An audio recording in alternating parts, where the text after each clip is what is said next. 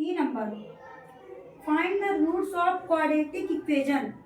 Quadratic equation है, इसको find करना। तो क्या है इक्वेशन, देखते हैं इसको। इक्वेशन हमारी क्या दी है बेटा, 3x² माइनस का 11x प्लस का 18√3। अच्छा बच्चा ये बताओ, ये क्वेश्चन किसी को आ जाएगा? कौन बोल रहा है कि नहीं हम लगा सकते हैं? इसमें बोला है कि find the roots of quadratic equation. कर लोगी? चलो करके दिखाओ।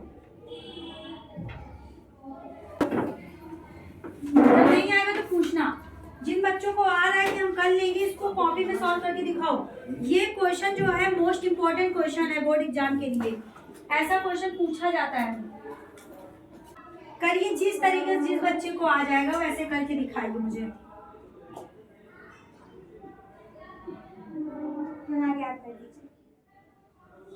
क्यों, इसके आगे क्या फॉर्मूला लिख रहा था तुमका? चलो समझाते हैं। ठीक है बेटा, क्वाड्रेटिक इक्वेशन के लिए क्या कर सकते हैं, हम सीधे फॉर्मूला भी लगा सकते हैं, और बिन फॉर्मूले भी निकाले तो हम लगा सकते हैं ना, है कि नहीं? बिन फॉर्मूला लगाए भी तो क्वेश्चन निकाल सकते हैं। पूछो मैम कैसे निकालेंगे? भाई हमको क्वाड्रेटिक इक्वेशन निकालना, दो वैल्यू तो निकाली ना x की, तो क्या कर सकते हैं, इसका मल्टीप्लाई कराते हैं कि नहीं पहले बताओ। तो यहाँ पे क्या करवाएंगे, 3 मल्टीप्लाई 8 मल्टीप्लाई √3। ठीक, इसका मल्टीप्लाई करेंगे कितना आ जाएगा, 3 मल्टीप्लाई 8 कितना आ गया, 24। मैंने आप लोग को क्या समझाया कि इसका अगर यहाँ पे प्लस लगाया है तो इसको हम प्लस करें तो कितना आना चाहिए, 11, और अगर मल्टीप्लाई करें तो कितना आना चाहिए, 24। तो चलिए हम इसके फैक्टर करके देखते हैं बेटा। तो इसको हम प्लस कर रहे हैं तो कितना आना चाहिए, 11। तो इसका पहले हम फैक्टर करेंगे 24 का 4। ये तो आता है ना सारे बच्चों को? Yes ma'am.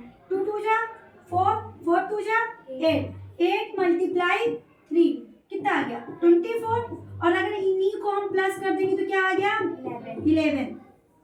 ठीक, अब यहाँ पे हम लिख रहे हैं √3x² माइनस का क्या करेंगे, 8 प्लस का 3x प्लस 8√3। क्लियर है सारे बच्चों को? इतना एकदम अच्छे समझ में आ गया, कोई दिक्कत? चलो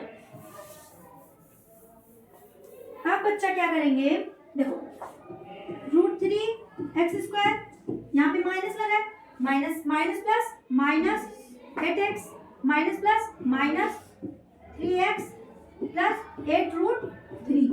अब हमें क्या चैलेंज बनता है बच्चा, हमें कॉमन लेने में दिक्कत होती है। इनमें हम क्या करते हैं, कॉमन लेने में डिफरेंस मतलब गलती कर जाते हैं, तभी हम लोग सीधे क्या लगाते हैं, क्वाड्रेटिक फॉर्मूला लगा देते हैं। चलिए आपको सिखाना है। इतनी बात तो सारे बच्चों को लेकिन समझ में आ गई ना। अब बच्चा देखो, इसमें हमें कॉमन लेना है, तो हम देख रहे हैं बेटा कि यहाँ पर तो क्या है, 8 है, √3 तो मतलब कुछ कॉमन तो मिल नहीं रहा है, लेकिन यहाँ पे कॉमन क्या मिल रहा है, x तो मिल रहा है ना बच्चा। तो हम यहाँ पे क्या ले लेंगे कॉमन, x, तो अंदर क्या बच जाएगा, √3x माइनस का 8। क्लियर? अब इधर कॉमन क्या मिल रहा है, मेन तो यहाँ पे बच रहा है।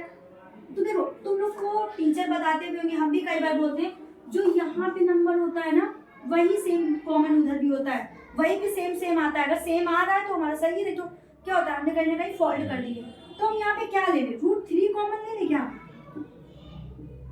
पूछोगे मैम √3 कॉमन क्यों ले लेंगे आप, क्योंकि यहाँ पे क्या बचा है, √3। जब √3 कॉमन लेंगे, क्योंकि ये इस 3 को हम ऐसे लिख सकते हैं कि नहीं, √3 मल्टीप्लाई √3 लिख सकते हैं कि नहीं? तो बताओ, जब इसको हम ऐसे लिख देंगे और हमने एक √3 कॉमन ले लिया तो क्या बचेगा वहां पे, एक। तो यहाँ पे क्या बचेगा बेटा, √3। क्लियर? फिर यहाँ पे क्या आ जाएगा, माइनस का क्या बचेगा, 8 बच्चों। हाँ यहाँ पे x भी आएगा। अब बताओ बेटा ये सेम है कि नहीं? अब कॉमन क्या मिल रहा है, इसको हम ऐसे लिख दें, √3x माइनस का 8 और x माइनस का √3। अब आप लोग को तो आ ही रहा होगा, आ रहा है कि नहीं? अब क्या करना है, हमको x की वैल्यू फाइंड करना है भाई। तो क्या कर दोगे, √3x माइनस के इक्वल टू 0, √3x इधर माइनस में, उधर कितना जाएगा, प्लस में। x बराबर कितना आ गया, 8 अपॉन में √3। और आपको पता है, आप लोगों ने 9th में भी पढ़ा होगा कि √3 यहाँ पे नहीं होना चाहिए। क्या होना चाहिए? √3। जिसको रेशनलाइज कर देंगे तो क्या कर देंगे, ऊपर नीचे √3 का मल्टीप्लाई, तो बच्चों क्या आ जाएगा 8√3 अपॉन में 3। एक हमारी वैल्यू आ गई। दूसरी वैल्यू निकालना तो क्या होगा, इसको लेंगे x माइनस का 3 बराबर कितना आ गया 0, x बराबर। क्लियर है, सारे बच्चों को आ गया। और हाँ, इसको हम जो क्वाड्रेटिक हम लोग का फॉर्मूला होता है जो कि इस बच्चे ने लिखा था उससे भी लगाते, सेम ही आंसर आता है, दोनों सेम ही आंसर है। लेकिन ये हमको क्या करता है, इजी पड़ जाता है, कैलकुलेशन कम पड़ता है, बहुत सही तरीका है। ओके, क्लियर है। ओके।